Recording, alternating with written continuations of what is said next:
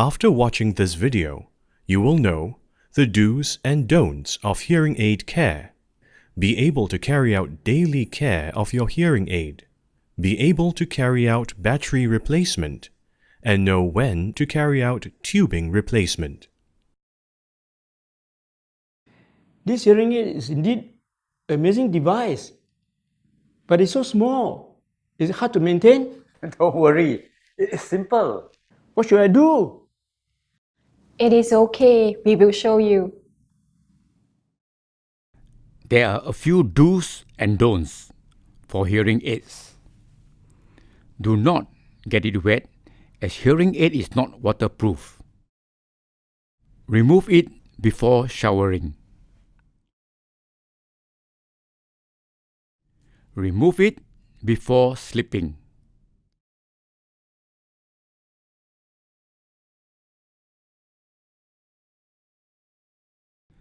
Do not drop it.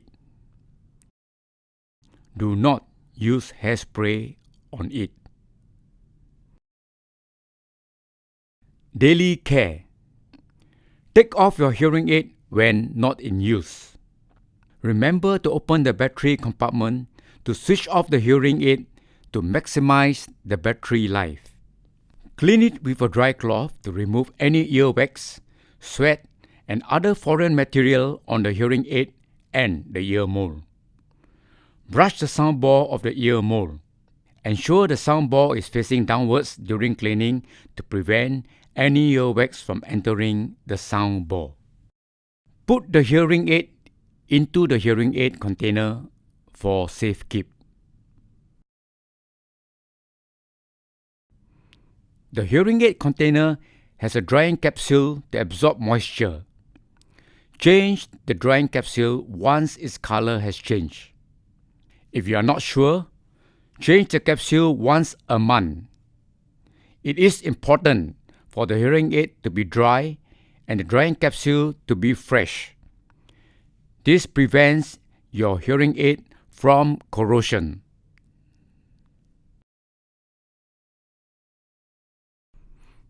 Changing of battery.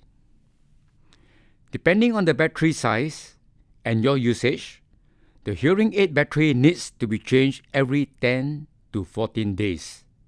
You can buy the battery from the hearing clinic and some pharmacies. Open the battery compartment gently.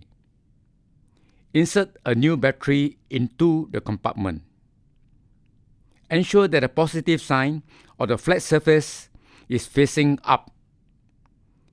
If the direction is wrong, the compartment will not close properly. Do not close the compartment forcefully. Close the battery compartment completely to turn on the hearing aid. Tube replacement. It is important to replace the ear mole tubing about every 6 months to prevent problems. At any time, if the tubing comes loose from the ear mole or becomes hard or yellow, it needs to be replaced. You can buy the spare tube from your audiologist. Wow, that sounds simple.